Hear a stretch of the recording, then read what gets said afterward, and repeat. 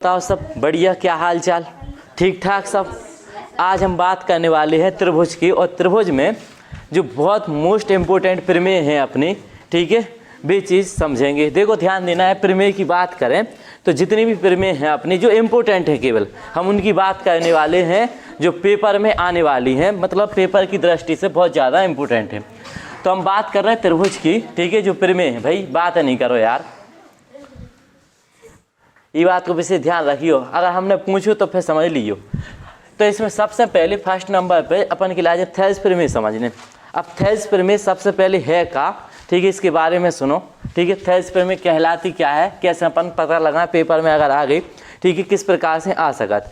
तो पहला तो तरीका यही है कि कह देगा क्वेश्चन में थेल्स प्रमेय का सत्यापन कीजिए, यानी थेल्स प्रमेय की लाज सत्यापित करके बताओ। तो मैं थेल्स प्रमेय को हल करके बताऊँ ना कि क्या है, किस प्रकार से अपन सॉल्व करें। वैसे इसका कथन क्या है, क्या कहती है ये प्रमेय, तो इसके आधार पर अपन समझें तो ये प्रमेय अपनी इस प्रकार से कि किसी कोई भी एक त्रिभुज है, किसी त्रिभुज, हम बात करें किसी त्रिभुज के आधार, आधार को मतलब कोई भी एक भुजा ले सकते हैं, किसी त्रिभुज के आधार, ठीक है, आधार को नीचे वाली भुजा की बात कर रहे हैं, आधार के, ठीक है, समांतर, याद कर लेने इसके लाजे, किसी त्रिभुज के आधार के समांतर खींची गई, ठीक है, रेखा, ध्यान से सुनना, खींची गई रेखा, ठीक है, संगत भुजाओं को, जो त्रिभुज है अपना, त्रिभुज की संगत, ठीक है, भुजाओं को, ठीक है, समान अनुपात में, ठीक है, अनुपात में विभाज्य, ठीक है, विभाज्य करती है, ठीक है, जो अपनी प्रमेय है। देखो भाई ज़्यादातर बच्चन के लाजे प्रमेय याद ही नहीं रहता, ठीक है, कि क्या है। तो तुम्हारे लाजे सबसे पहले तो इसको कथन याद होना चाहिए, पेपर में कई प्रकार से पूछी जा सकत, ठीक है। एक तो पहला तो तरीका जो है कि थेल्स प्रमेय क्या है, ठीक है, या थेल्स प्रमेय का सत्यापन कीजिए। दूसरा तरीका इस प्रकार से भी पूछी जा सकत कि किसी त्रिभुज के आधार के समांतर खींची गई रेखा संगत भुजाओं को, ठीक है, समान अनुपात में विभाज्य करती है।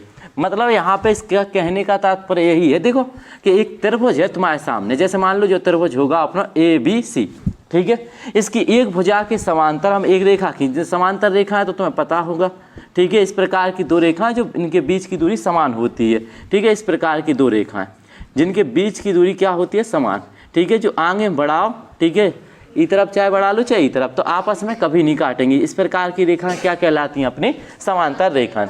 तो कह रहा है इसके आधार के समांतर कोई रेखा हमने DE खींच दी, ठीक है, ध्यान देना, इसके आधार के समांतर खींची गई रेखा, ठीक है, इस भुजा के समांतर खींची गई रेखा है। तो जो संगत भुजाएं हैं अपनी ये और ये वाली, इनका अनुपात यानी समान अनुपात में बांटते हैं, AD बटे B और D बराबर होगा अपना AE बटे CE के, ठीक है, कि इनका अनुपात कैसा होगा, बराबर। इस प्रमेय का कहने का तात्पर्य ये है, ठीक है, और इसको अपन और निकाल के भी बताऊँ ने, ठीक है, कि किस प्रकार से सिद्ध करते हैं। तो सिद्ध करने के लिए आएगी अपन की लाजें, तो कैसे करते हैं अपन थोड़ी देर में समझें। तो पहली प्रमेय है अपनी थेल्स प्रमेय। तो तुम्हारे लाजें जो कथन सबको याद होवे, ठीक है, कई तरीका से पूछी जा सकत अपनी, किसी त्रिभुज के आधार के समांतर खींची गई रेखा संगत भुजाओं को समान अनुपात में विभाज्य करती है। अपने पास दूसरी प्रमेय का है, ठीक है, एक और प्रमेय जो इम्पोर्टेंट है, वह दूसरी प्रमेय है अपनी, भाई इसके लाजे भी ध्यान देना, ठीक है, चाहे समरूप त्रिभुजों के आधार पर, ठीक है, समरूप, ठीक है, समरूप त्रिभुजों के क्षेत्रफल के आधार पर, यानी इनका जो क्षेत्रफल है उसके आधार पर अपन समझने, क्षेत्रफल के आधार पर एक प्रमेय अपनी, ठीक है। ये क्या है, ध्यान से सुनो, ये प्रमेय है अपनी, कह रहा है कि समरूप, कोई भी एक समरूप त्रिभुज है अपने पास, या फिर अपन यहाँ पे कह सकते हैं, ठीक है, दूसरी प्रमेय है दो समरूप त्रिभुज होने चाहिए अपने पास, दो समरूप त्रिभुजों के, ठीक है, क्षेत्रफल, यानी इनके क्षेत्रफल, दो समरूप त्रिभुज हैं उनके क्षेत्रफल का जो अनुपात होता है, क्षेत्रफल का अनुपात, ठीक है, इनके अनुपात की बात करें, जो क्षेत्रफल का अनुपात होगा, ध्यान देना, ठीक है, दोनों दो समरूप त्रिभुज हैं अपने पास, जैसे मान के चलो एक त्रिभुज है अपने पास ABC और एक और त्रिभुज है अपने पास समरूप हैं जी, ये इसका नाम है PQR, ठीक है, दोनों त्रिभुज आपस में समरूप हैं, यानी दोनों त्रिभुज आपस में अगर समरूप हैं तो इनके क्षेत्रफलों का अनुपात, यानी इस त्रिभुज का हम क्षेत्रफल देखें और इस त्रिभुज का हम क्षेत्रफल देखें, ठीक है, इन दोनों त्रिभुजों के क्षेत्रफल का जो अनुपात होगा, ठीक है, वो क्या होगा अपना ये समझने, इनके क्षेत्रफलों का अनुपात, ठीक है, संगत त्रिभुज की संगत, जो भी त्रिभुज है अपने, इन त्रिभुज की संगत भुजाओं के वर्ग के अनुपात के बराबर होता है। यानी त्रिभुज की, ठीक है, संगत, जो भी संगत भुजाएं हैं, संगत भुजाओं, ठीक है, भुजाओं की बात करें, संगत भुजाओं के, ठीक है, वर्ग यानी स्क्वायर, वर्ग के, ठीक है, अनुपात के बराबर होता है, अनुपात के, ठीक है, बराबर होता है। भाई ये कथन तुम्हें याद होना चाहिए, ठीक है, कैसे याद करें और देखो। सबसे पहली बात, हमारे पास दो समरूप त्रिभुज हैं, दो समरूप त्रिभुजों के क्षेत्रफल का अनुपात, जैसे मान के चलो एक ये वाला त्रिभुज है अपने पास, इसका नाम है त्रिभुज ABC, ठीक है, का क्षेत्रफल, इस त्रिभुज का क्षेत्रफल बटे त्रिभुज, ठीक है, PQR का क्षेत्रफल, यानी इनके क्षेत्रफल की बात करें, त्रिभुज ABC के क्षेत्रफल और त्रिभुज PQR के क्षेत्रफल, इसके क्षेत्रफल का जो अनुपात होता है, सबसे पहली बात, इनके क्षेत्रफलों का जो अनुपात होगा अपना, इनकी संगत भुजाओं, कोई भी संगत भुजा ले सकते हो, तुमने जा भुजा ले ली अपनी, यानी AB का वर्ग बटे इसकी संगत भुजा क्या हुई, PQ का वर्ग, कोई भी भुजा हम कह सकते हैं, ठीक है, बात समझना। यानी इस वाले त्रिभुज और इस वाले त्रिभुज दो समरूप त्रिभुज हैं, तो इनके क्षेत्रफल का जो अनुपात होगा इनकी संगत भुजाओं के वर्ग के अनुपात के बराबर होता है। हम कोई भी भुजा ले लें, ये जरूरी नहीं है कि जे वाली भुजा लो, हम इसका भी कह सकते हैं कि ये BC का वर्ग बटे QR के वर्ग के बराबर होता है, या फिर हम जा वाली भुजा पता चल जाए हमें कि AC के वर्ग बटे, ठीक है, PR का वर्ग, ठीक है। इस प्रकार से या फिर में अपनी इस प्रकार से है, ठीक है, ये केवल इसका कहने का मतलब ये है कि दो समरूप त्रिभुज हैं, ध्यान से समझना, दो समरूप त्रिभुजों के क्षेत्रफल का अनुपात, इसका क्षेत्रफल और इसका क्षेत्रफल, इनका अनुपात, अनुपात का मतलब भाग यानी बटे में, इनका अनुपात त्रिभुज की संगत भुजाओं के वर्ग के अनुपात के बराबर होता है। वो यहाँ से एक क्वेश्चन 100% पेपर में आओ, जा बात समझ के चलियो, समरूप त्रिभुज से संबंधित, ठीक है।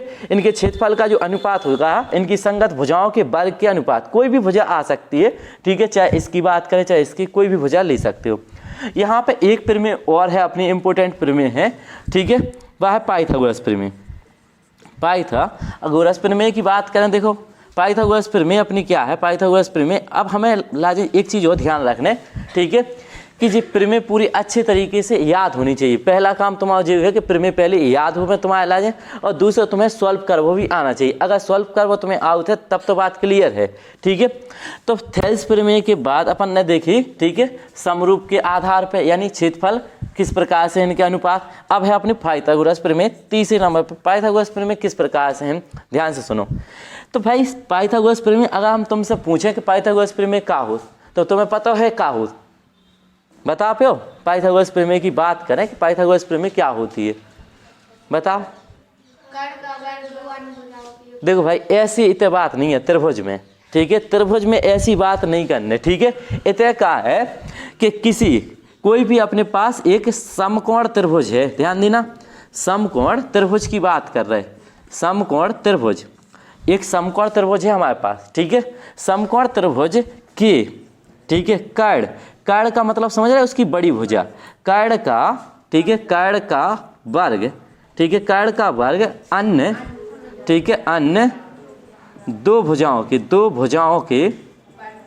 ठीक है, दो भुजाओं के, ठीक है, वर्ग के, ठीक है, बराबर, ठीक है, होता है, ध्यान देना, होता है, ठीक है, ये चीज़ ध्यान रखना है, ठीक है। हम बात करें पाइथागोरस प्रमेय की, तो इसमें ये बात हो रही है कि कोई त्रिभुज है तुम्हारे पास समकोण त्रिभुज, समकोण का मतलब एक ऐसा त्रिभुज जिसका एक कोण 90 अंश का बन रहा हो।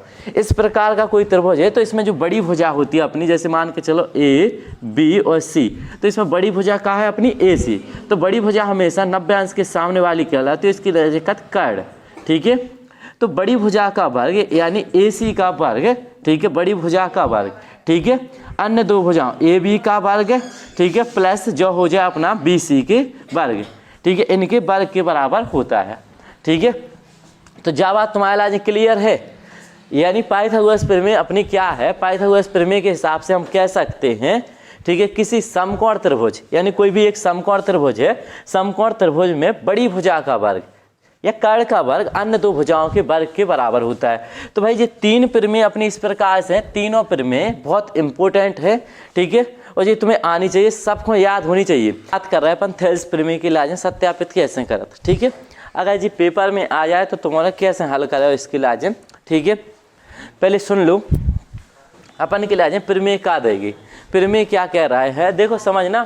किसी त्रिभुज की बात हो रही, कोई भी त्रिभुज हो सकता है, यहाँ पे एक त्रिभुज की बात करें तो हमारे पास कोई भी त्रिभुज हो सकता है, किसी भी त्रिभुज के आधार के समांतर या किसी भी भुजा के समांतर, ठीक है, खींची गई रेखा। जैसे मान के चल रहे अपन, ठीक है, जैसे अपन इसको हल करें तो सबसे पहले हम इसको चित्र देखने ले रहे हैं कि मामला क्या है।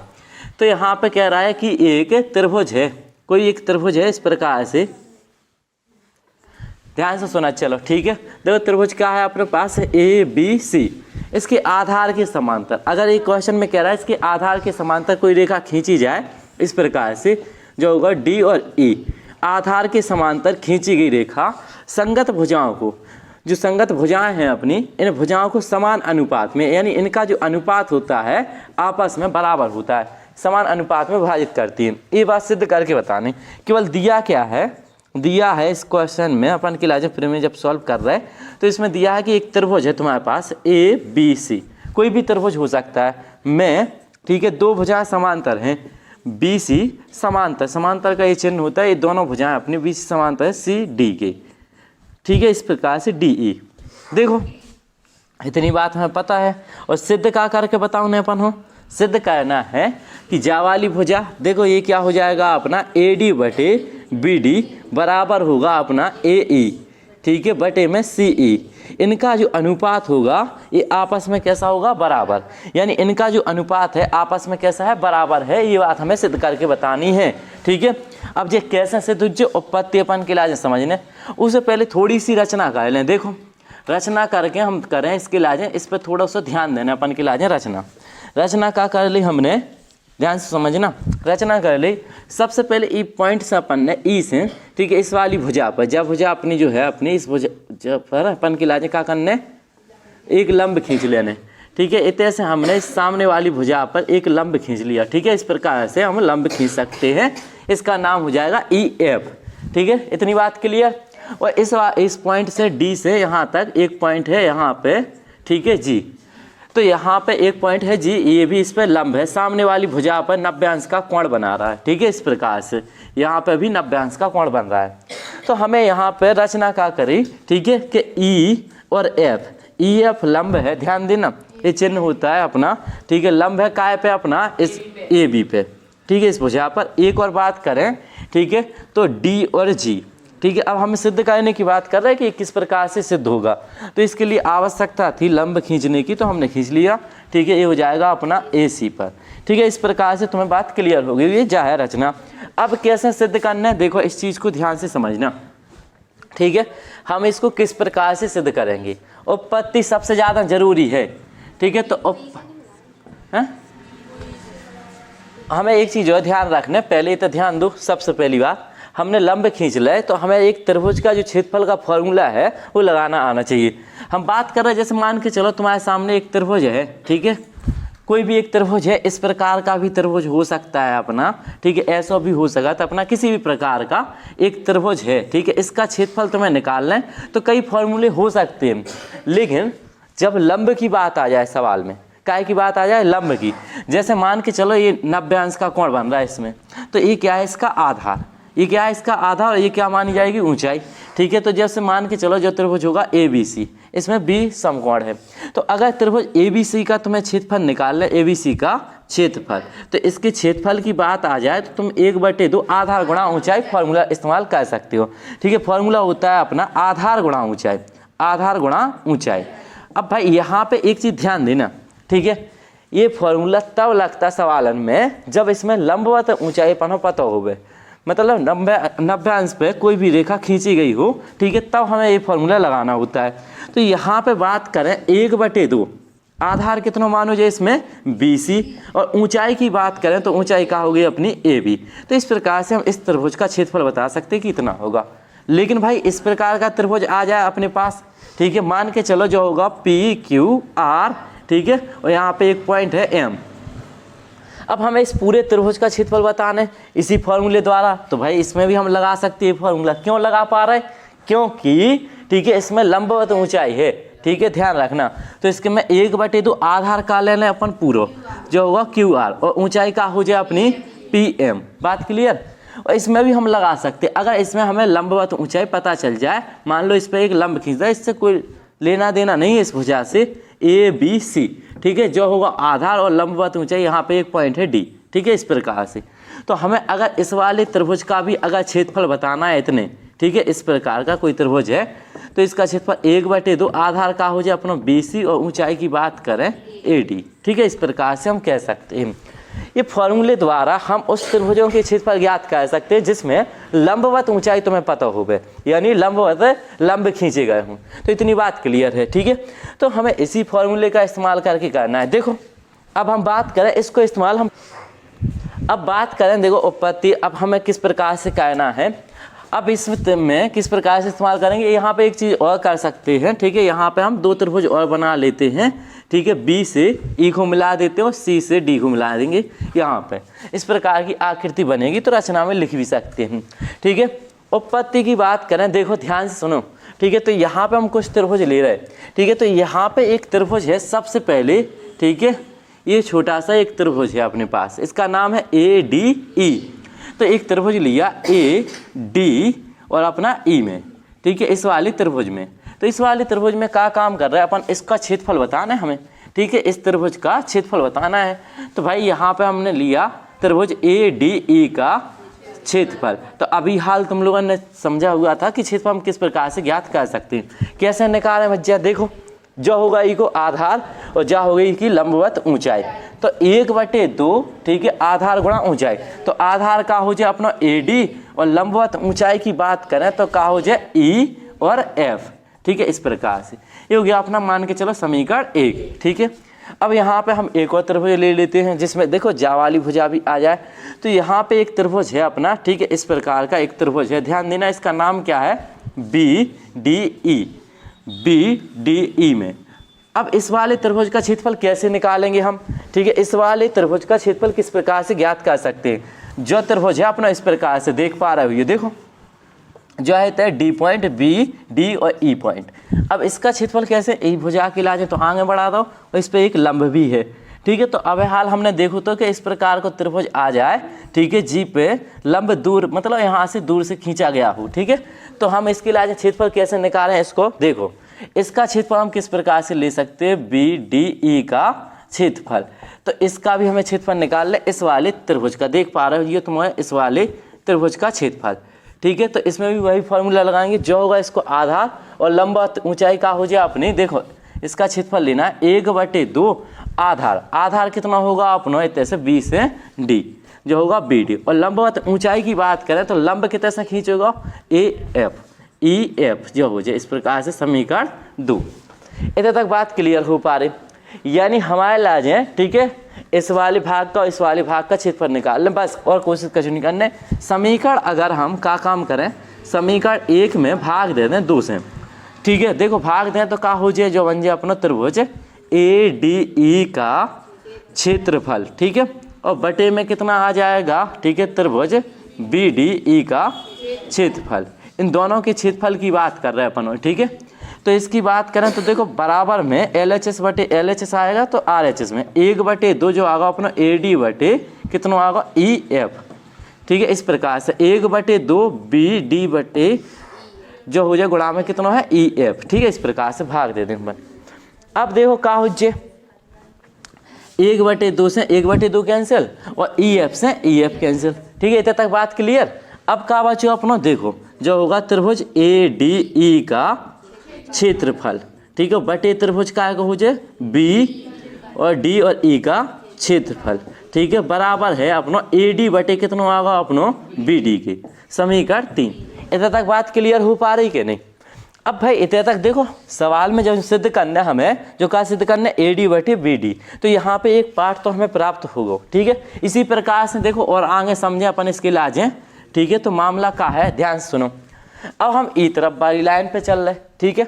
अब फिर से हमने पुनः ध्यान देना, ठीक है, पुनः एक त्रिभुज लिया, इसका नाम है ए डी, ठीक है, इसका नाम है ए डी और ई में, ठीक है। देखो ए डी ई में इस त्रिभुज की बात कर रहे हैं हम, तो इस वाले त्रिभुज का अगर हम क्षेत्रफल निकालें तो कैसे निकले, ठीक है, त्रिभुज ए डी ई का क्षेत्रफल। अब पुनः निकाल रहे इसको क्षेत्रफल, तो इस तरफ से देखो, अब ध्यान देना, तो जो होगा इसको आधार, ठीक है, जो का होगा इसको आधार और जा का हो जाए इसको लंब, ध्यान रखना, ठीक है। 1/2 आधार गुणा ऊंचाई, ठीक है। तो ये हो गया अपना 1/2 आधार का है अपना ए ई, ठीक है, और ऊंचाई का है अपनी इसकी डी और जी, ठीक है, जो होगा अपना समीकरण 4, ठीक है। अब एक और त्रिभुज देख लो, ठीक है। अब यहाँ पे एक और त्रिभुज लेना सी, ठीक है, डी और ई में, ठीक है। इस प्रकार से एक और त्रिभुज बन रहा, तो हम इस त्रिभुज की बात कर लेते हैं, ठीक है। इसका नाम है सी डी ई में, ठीक है।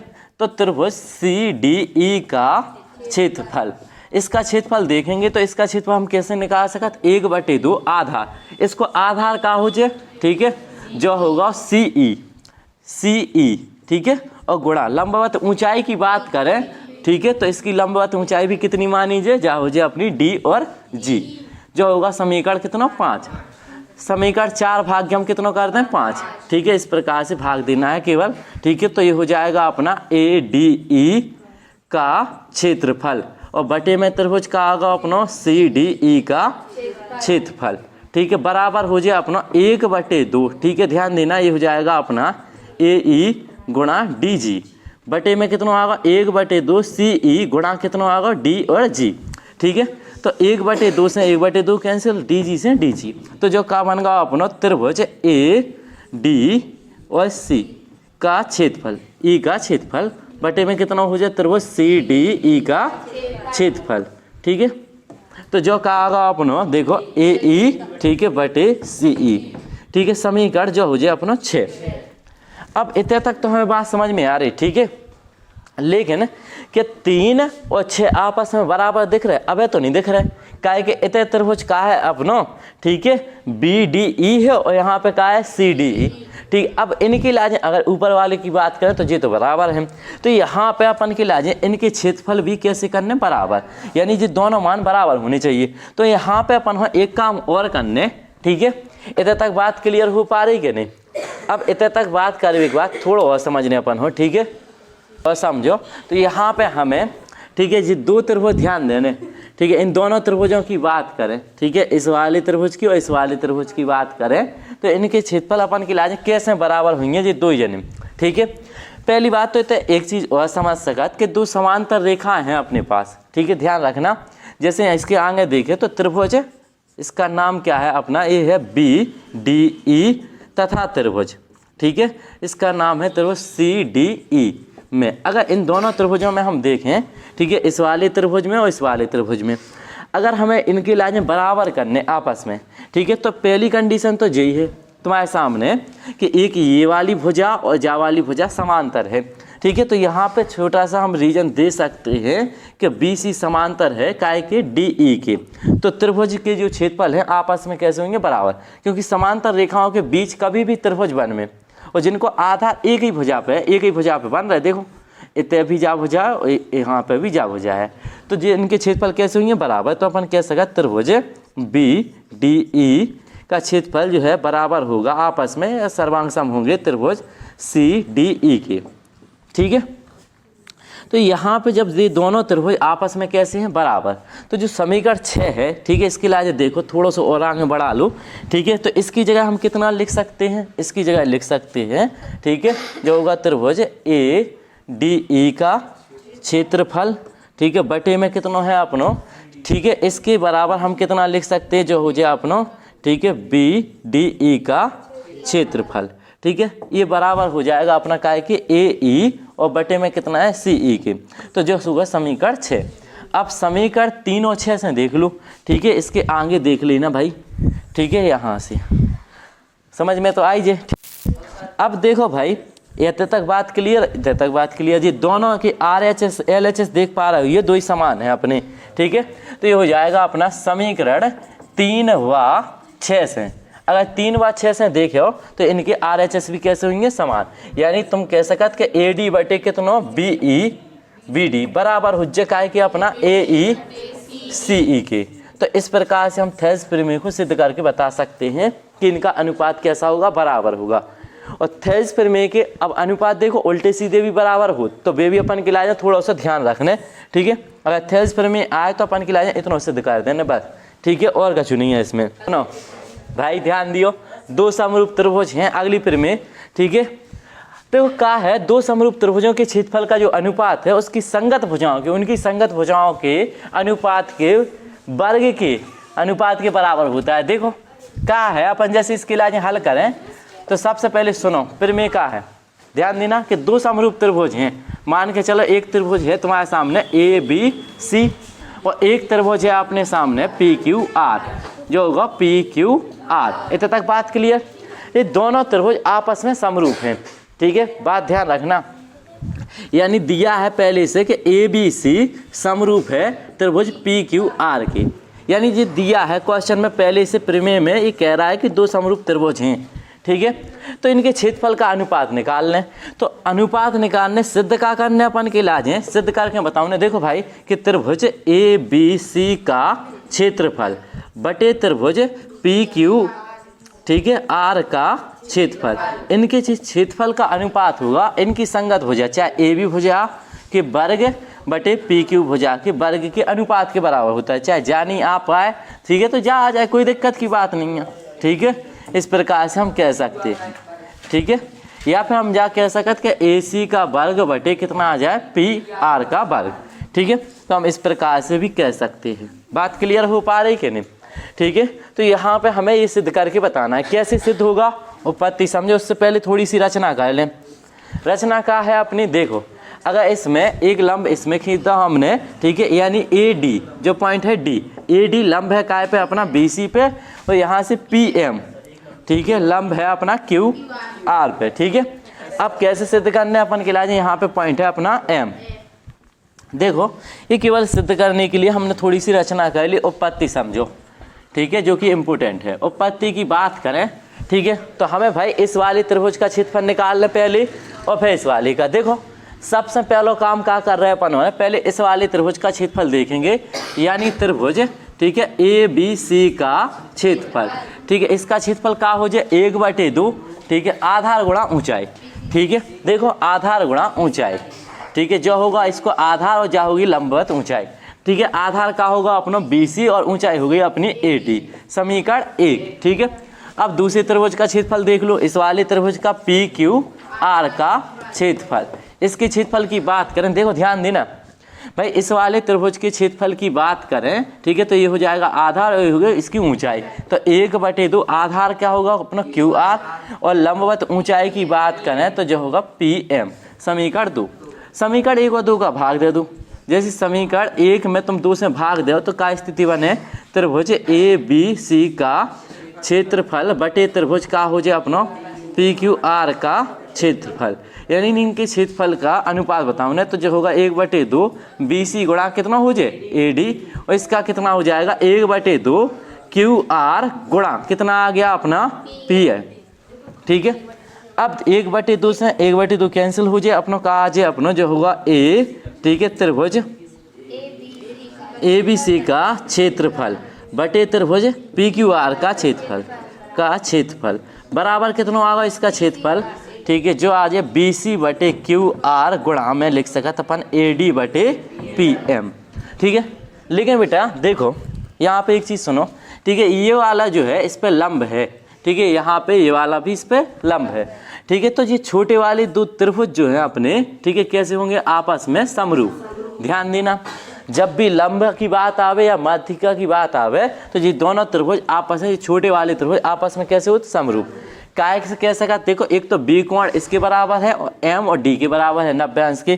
तो जब ये दोनों त्रिभुज आपस में समरूप है तो हम कितना लिख सकते हैं कि जो AD बटे PM की बात करें तो इसकी जगह हम कितना लिख देंगे, देखो इस भुजा की जगह जा वाली भुजा बटे जा वाली भुजा बराबर है अपनी, ठीक है, यहाँ पे कह सकते हैं, ठीक है, इस प्रकार से जे काय के बराबर हो जाए अपनी, देखो AB बटे, ठीक है, काय के PQ के, ठीक है, और जे वाली भुजाओं का अनुपात, ठीक है, जा वाली भुजा, ठीक है, इस वाली भुजा के बटे में, तो इसका अनुपात काय के बराबर हो जाए अपना BC बटे, ठीक है। अब जा बात कैसे बराबर होगी, BC बटे QR, ध्यान दो, ठीक है। अब भाई जी पहले से पता है कि जो बड़े वाले त्रिभुज हैं अपने आपस में समरूप हैं, ये वाला त्रिभुज और ये वाला त्रिभुज दोनों आपस में समरूप हैं। जब ये दोनों समरूप होते हैं तो इनकी भुजाओं का अनुपात भी कैसा होता है, बराबर, यानी AB बटे अपन कह सकते PQ बराबर हुई है आपस में, ठीक है, जो हो जाए अपना BC बटे QR बराबर होगा अपना AC बटे PQ के। इनके अनुपात आपस में कैसे होते हैं, बराबर, ठीक है। तो हम भाई इसकी जगह, ठीक है, इसकी जगह कितना इस्तेमाल कर सकते, BC बटे QR, तो जैसे ही रखें तो जो बन जाए अपना BC बटे QR गुणा जो होगा BC बटे QR, इसका स्क्वायर कर दो तो जो हो जाए BC का स्क्वायर बटे QR का स्क्वायर, और यही सिद्ध करना था हमें, ठीक है। इस प्रकार से हम कह सकते, हाँ ठीक है, बिल्कुल बिल्कुल, जो त्रिभुजों के क्षेत्रफल का अनुपात इस प्रकार से हम कह सकते, ठीक है, बराबर है। तो बात क्लियर, थोड़ी बहुत तो बात हमें समझ आई।